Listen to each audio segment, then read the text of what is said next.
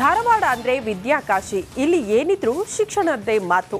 ಆದರೆ ಇತ್ತೀಚೆಗೆ ಪಕ್ಕದ ವಾಣಿಜ್ಯ ನಗರಿ ಹುಬ್ಬಳ್ಳಿಯಲ್ಲಿ ಹೆಚ್ಚಾಗಿದ್ದ ಗಾಂಜಾ ಘಾಟು ಧಾರವಾಡವನ್ನು ಆಕ್ರಮಿಸಿಕೊಂಡಂತೆ ಕಾಣಿಸ್ತಾ ಇದೆ. ಇದೀಗ ಕಮಿಷನರ್ ಬದಲಾವಣೆ ಬೆನ್ನಲ್ಲೇ ರಸ್ತೆ ಪಕ್ಕ ನಿಂತು ಸಿಗರೆಟ್ ಸೇದೋಕ್ಕೂ ಹೆದರುತ್ತಿದ್ದಾರಂತ ಜನ.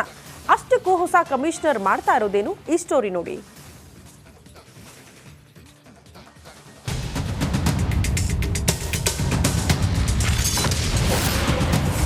ವಿದ್ಯಾಕಾಶಿಯಲ್ಲಿ ಜೋರಾಯಿತು ಗಾಂಜಾ ಘಾಟು. ಹೊಸ ಕಮಿಷನರ್ ಖದರ್ಗೆ ಪುಂಡರು ತಂಡ.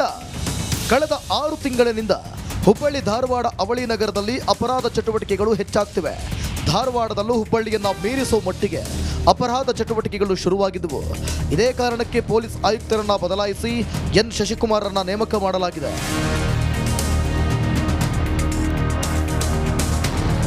ಕ್ರೈಮ್ ರೇಟ್ ಹೆಚ್ಚಾಗುವುದಕ್ಕೆ ಗಾಂಜಾ ಡ್ರಗ್ಸ್ನಂತಹ ಮಾದಕ ವಸ್ತುಗಳೇ ಕಾರಣ ಅನ್ನೋದನ್ನ ಅರಿತ ಹೊಸ ಪೊಲೀಸ್ ಆಯುಕ್ತರು ಮಾದಕ ವಸ್ತುಗಳ ವ್ಯಸನಿಗಳನ್ನ ವಶಕ್ಕೆ ಪಡೆಯುವ ಮೂಲಕ ಹೊಸ ಕ್ರಾಂತಿ ಆರಂಭಿಸಿದ್ದಾರೆ. ಯಾರು ಸಸ್ಪಿಷಿಯಸ್ ಆಗಿದ್ದಾರೆ ಮತ್ತು ಸಸ್ಪೆಕ್ಟ್ಸ್ ಇದ್ದಾರೆ, ನಮ್ಮ ಇಂದಿನ ಪ್ರಕರಣಗಳಲ್ಲಿ ಲೀಡ್ ಸಿಕ್ಕಿರುವಂಥ ಸಂದರ್ಭದಲ್ಲಿ ಮಾಹಿತಿ ಇದೆ, ಅಂಥವ್ರನ್ನ ನಾವು ಪಿಕ್ ಮಾಡಿ ಅವ್ರನ್ನ ಏನು ಕಿಟ್ ಇದೆ, ಒಂದು ಡ್ರಗ್ ಕನ್ಸಂಪ್ಷನ್, ಅದರಲ್ಲಿ ಗಾಂಜಾ ಕನ್ಸಂಪ್ಷನ್ ರಿಲೇಟೆಡ್ ಕ್ಯಾನಬಿಸ್ ಪಾಸಿಟಿವ್ ಅಥವಾ ನೆಗೆಟಿವ್ ಬರುವಂಥದ್ದು, ಆ ಕಿಟ್ಟಲ್ಲಿ ನಾವು ಪರೀಕ್ಷೆ ಮಾಡಿದಂಥ ಸಂದರ್ಭದಲ್ಲಿ ಸಾಕಷ್ಟು ಜನ ಪಾಸಿಟಿವ್ ಬಂದಿರುವಂಥದ್ದು. ಅವ್ರನ್ನೆಲ್ಲ ನಾವು ಈಗ ಅವ್ರ ಮೇಲೆ ಪ್ರಕರಣವನ್ನು ದಾಖಲು ಮಾಡ್ಕೋತೀವಿ. ಶಾಲಾ ಕಾಲೇಜು ಮುಖ್ಯಸ್ಥರು, ಹಾಸ್ಟೆಲ್ ವಾರ್ಡನ್ಗಳು, ವಿದ್ಯಾರ್ಥಿ ಪ್ರಮುಖರೊಂದಿಗೆ ಸರಣಿ ಸಂವಾದಗಳನ್ನು ನಡೆಸುತ್ತಿರೋ ಪೊಲೀಸ್ ಆಯುಕ್ತರು ಕಾಲೇಜ್ ಕ್ಯಾಂಪಸ್ಗಳ ಮೂಲಕವೇ ಮಾದಕ ವ್ಯಸನಗಳ ವಿರುದ್ಧ ಸಮರ ಸಾರೋದಕ್ಕೆ ಮುಂದಾಗಿದ್ದಾರೆ. ಮಾದಕ ವ್ಯಸನಿಗಳ ಮೂಲಕ ಡ್ರಗ್ಸ್ ಪೆಡ್ಲರ್ಗಳ ಹೆಡೆಮುರಿ ಕಟ್ಟೋದು ಪೊಲೀಸ್ ಆಯುಕ್ತರ ಪ್ಲಾನ್ ಆಗಿದೆ. ಕೆಲವು ಹುಡುಗರು ಸ್ವಲ್ಪ ಹಾದಿಯನ್ನು ತಪ್ತಾ ಇದ್ರು ಈ ಗಾಂಜಾ ಡ್ರಗ್ಸ್ನಂಥ ಮಾದಕ ವಸ್ತುಗಳಿಂದ. ಈಗ ನಮ್ಮ ಕಮಿಷನರ್ ಆದಂಥ ಧಾರವಾಡದಲ್ಲಿ ಶಶಿಕುಮಾರ್ ಅವರು ಸಾಕಷ್ಟು ಇವತ್ತು ರೇಡನ್ನು ಮಾಡಿ ಸುಮಾರು 1,000 ಜನರನ್ನ ಹಿಡಿದು ಕ್ರಮವನ್ನು ಕೈಗೊಂಡಿದ್ದಾರೆ. ಡ್ರಗ್ಸ್ ಗಾಂಜಾ ಸೇವನೆಯಿಂದ ಯುವಕರು ದಾರಿ ತಪ್ಪುತ್ತಿರೋ ಬಗ್ಗೆ ಸಾರ್ವಜನಿಕರು ದೂರುತ್ತಲೇ ಬಂದಿದ್ರು. ಪೊಲೀಸ್ ಇಲಾಖೆ ಮಾತ್ರ ಖಡಕ್ ಆಗಿರಲೇ ಇಲ್ಲ. ಇದೀಗ ಪೊಲೀಸರು ಕೈಗೊಂಡಿರುವ ಕ್ರಮದಿಂದ ರಸ್ತೆ ಪಕ್ಕ ನಿಂತು ಸಿಗರೆಟ್ ಸೇದುವುದಕ್ಕೂ ಯುವಕರು ಹೆದರುತ್ತಿದ್ದಾರಂತೆ.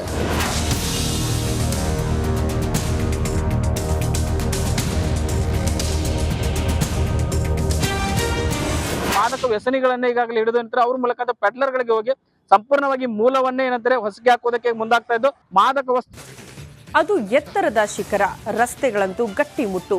ಅಂತಹ ರಸ್ತೆಗಳೇ ಈಗ ಡೇಂಜರ್ ಆಗ್ಬಿಟ್ಟಿದೆ. ಆ ರಸ್ತೆಯೇ ಭಾರಿ ಪ್ರಮಾಣದ ಕುಸಿತ ಕಂಡಿದೆ. ಎಚ್ಚೆತ್ತುಕೊಳ್ಳದಿದ್ರೆ ಅಪಾಯ ಫಿಕ್ಸ್. ಯಾವುದು ಆ ರಸ್ತೆ ಅಂತೀರಾ? ಈ ಸ್ಟೋರಿ ನೋಡಿ. ಒಂದು ರಸ್ತೆಯಿಂದ ಮತ್ತೊಂದು ರಸ್ತೆವರೆಗೂ ಕುಸಿದ ಮಣ್ಣು, ಬರೋಬ್ಬರಿ 500 ಅಡಿಗೂ ಹೆಚ್ಚು ಆಳ ಕುಸಿದ ಭೂಮಿ. ಹೌದು, ಇದು ಕಾಪಿನಾಡು ಚಿಕ್ಕಮಗಳೂರಿನ ಇನಾಂ ದತ್ತಾತ್ರೇಯ ಪೀಠಕ್ಕೆ ತೆರಳುವ ಮಾರ್ಗದಲ್ಲಿರುವ ಗವಿಕಲ್ ಗಂಡಿಯಲ್ಲಿ ಕಂಡುಬಂದ ದೃಶ್ಯ.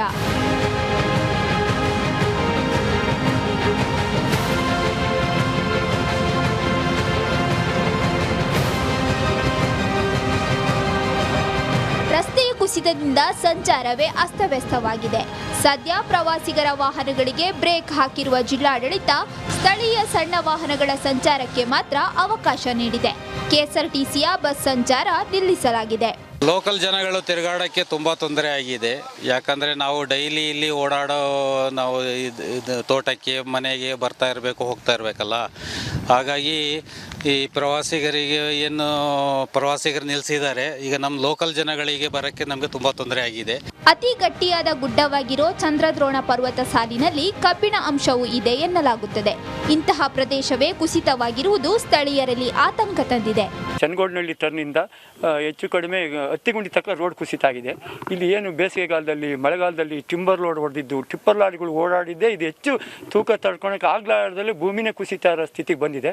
ಮತ್ತು ಜೊತೆಗೆ ಮುಳ್ಳಯ್ಯನಗಿರಿ, ಸೀತಾಳಗಿರಿಯಿಂದ ಅದಕ್ಕೂ ಒಂದು ಸಾಮರ್ಥ್ಯದ ಒಂದು ಇದೆ, ಸಾಮರ್ಥ್ಯ ಇಷ್ಟೇ ಇದೆ ಅಂತೇಳಿ. ಈಗ ನಾವು ಏನು 300 ವೆಹಿಕಲ್ ಬಿಡ್ತೀವಿ, 400 ವೆಹಿಕಲ್ ಬಿಡ್ತೀವಿ ಅಂತಲ್ಲ, ಆದರೆ ಸೀತಾಳಗಿಂದ ಮುಳ್ಳಯ್ಯನಗಿರಿಗೆ ಆ ವೆಹಿಕಲ್ಗಳು ಭಾರ ತಡೆಯೋ ಶಕ್ತಿ ಅದಕ್ಕಿಲ್ಲ. ಚಂದ್ರದ್ರೋಣ ಪರ್ವತ ಸಾಲಿನಲ್ಲಿರುವ ಕವಿಕಲ್ ಗಂಡಿ ಸೇರಿದಂತೆ ಕೆಲವೆಡೆ ಭಾರೀ ಪ್ರಮಾಣದ ಭೂಕುಸಿತವಾಗಿದೆ. ಮುಂದಿನ ದಿನಗಳಲ್ಲಿ ಅನಾಹುತ ಸಂಭವಿಸುವ ಮುನ್ನವೇ ಸರ್ಕಾರ, ಜಿಲ್ಲಾಡಳಿತ ಎಚ್ಚೆತ್ತುಕೊಂಡು ಮುಂಜಾಗ್ರತಾ ಕ್ರಮ ಕೈಗೊಳ್ಳಬೇಕಾಗಿದೆ. ಚೇತನ್ ಪದ್ಮಶಾಲಿ, ರಿಪಬ್ಲಿಕ್ ಕನ್ನಡ, ಚಿಕ್ಕಮಗಳೂರು.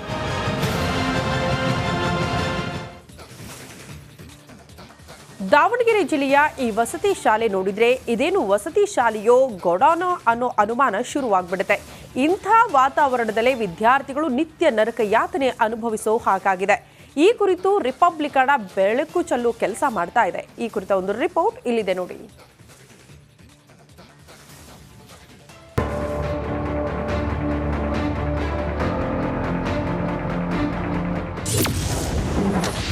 ದಾವಣಗೆರೆಯ ವಸತಿ ಶಾಲೆಯೇ ಇಲ್ಲಿ ಗೋದಾಮು. ವಿದ್ಯಾರ್ಥಿಗಳ ನಿತ್ಯ ನರಕ ಯಾತನೆಗಿಲ್ವ ಮುಲಾಮು. 250ಕ್ಕೂ ಹೆಚ್ಚು ವಿದ್ಯಾರ್ಥಿಗಳು ವಾಸ ಮಾಡೋ ವ್ಯಾಸಂಗ ಮಾಡೋ ವಸತಿ ಶಾಲೆಯ ಪರಿಸ್ಥಿತಿ ಇದು.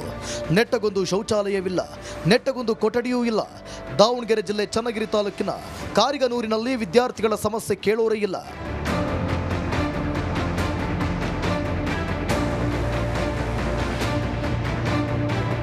ಹೌದು, ಕಳೆದ 4 ವರ್ಷಗಳಿಂದ ಕಿಟಕಿ ಬಾಗಿಲು ಇಲ್ಲದ ಗೋದಾಮಿನಲ್ಲೇ BR ಅಂಬೇಡ್ಕರ್ ವಸತಿ ಶಾಲೆ ನಡೆಸಲಾಗ್ತಿದೆ. 6ನೇ ತರಗತಿಯಿಂದ 10ನೇ ತರಗತಿವರೆಗೆ 130 ಬಾಲಕರು 120 ಬಾಲಕಿಯರು ವ್ಯಾಸಂಗ ಮಾಡುತ್ತಿದ್ದಾರೆ. CET ಪಾಸ್ ಆಗಿ ಬಂದ ಪ್ರತಿಭಾವಂತ ವಿದ್ಯಾರ್ಥಿಗಳು ಉಸಿರುಗೊಟ್ಟು ವಾತಾವರಣದಲ್ಲಿ ವಿದ್ಯಾಭ್ಯಾಸ ಮಾಡಬೇಕಾಗಿದೆ. ಈ ಬಗ್ಗೆ ಸ್ವತಃ ಮಾಯಕೊಂಡ ಶಾಸಕ ಬಸವಂತಪ್ಪನವರೇ ಹೇಳಿದ್ದಾರೆ. ಈಗ ಗಾರ್ಯನೂರು ಗೋಡಂಬಲ್ಲಿ ಹಿಂದೆನೇ ಈಗೆಲ್ಲ ಒಂದು 5-6 ವರ್ಷದಿಂದ ಮಾಡ್ತಿದ್ದಾರೆ. ಅಲ್ಲೇನೋ ಪಾರಿವಾಳ ಹೋಕವು ಅದೊಂದು ಬಂದ್ ಮಾಡಿಕೊಟ್ರೆ ನಮಗೆ ಚೆನ್ನಾಗತ್ತೆ. ನಾವು ಅವ್ರಿಗೆ ಇನ್ಸ್ಟ್ರಕ್ಷನ್ ಮಾಡಿದ್ವಿ, ಯಾರಿಗೆ ಮಾಲೀಕರಿಗೆ, ನೀವು ಪಾರಿವಾಳನ ಅದ್ರೊಳಗೆ ಹೋಗಲ್ಲ ನೋಡ್ಕೊಂಡು ವ್ಯವಸ್ಥೆ ಮಾಡಿಕೊಡ್ರಿ ಮಕ್ಕಳಿಗೆ ಅಂದು. ಆದ್ರೆ ಅವಾಗ ಕೊಟ್ಟರು ಇದು ಯಾವಾಗ ಈಗೆಲ್ಲ ಒಂದು 7-8 ವರ್ಷ, ಒಂದು 5-6 ವರ್ಷದಿಂದ ಕೊಟ್ಟಿರೋದು. ನಾವು ನಮ್ಮದೇ ಕೊಟ್ಟಲ್ಲ ಇದು. ಅಲ್ಲಿ ಕಂಟಿನ್ಯೂ ನಡ್ಕೊಂಬರ್ತದೆ. ಈಗಾಗಲೇ ಅದನ್ನ ಈಗ ನಾನು ಸಹ ಬಿಲ್ಡಿಂಗ್ ನೋಡಿದ್ವಿ, ಇಲ್ಲಿ ನಮ್ಮ ಹತ್ರ ಎಲ್ಲ ಸಿಗ್ತದೆ. ಅಲ್ಲಿ ಅಂಥ ವ್ಯವಸ್ಥಿತ ಬಿಲ್ಡಿಂಗ್ ಎಲ್ಲಿ ಸಿಗ್ತಾ ಇಲ್ಲ. ಕಳೆದ 2022-23ರಲ್ಲಿ 7 ಎಕರೆ ಜಾಗ ನಿಗದಿಯಾಗಿದೆ. ಅದಕ್ಕಾಗಿ 12.73 ಕೋಟಿ ಟೆಂಡರ್ ಆಗಿದೆ. ಆದರೆ ಅಂಬೇಡ್ಕರ್ ವಸತಿ ಶಾಲೆಯ ಕಟ್ಟಡ ಮಾತ್ರ ಇನ್ನೂ ತಲೆ ಎತ್ತಿಲ್ಲ. ಇದ್ಯಾಕೆ ಹೀಗೆ ಅಂತ ಪ್ರಶ್ನೆ ಮಾಡಿದರೆ, ಇನ್ನೊಂದು ವಾರದಲ್ಲೇ ವಡೇರಹಳ್ಳಿ ಶಾಲೆಗೆ ಇದನ್ನು ಶಿಫ್ಟ್ ಮಾಡ್ತೀವಿ ಅಂತ ಅಧಿಕಾರಿಗಳು ಸಬೂಬು ನೀಡುತ್ತಿದ್ದಾರೆ.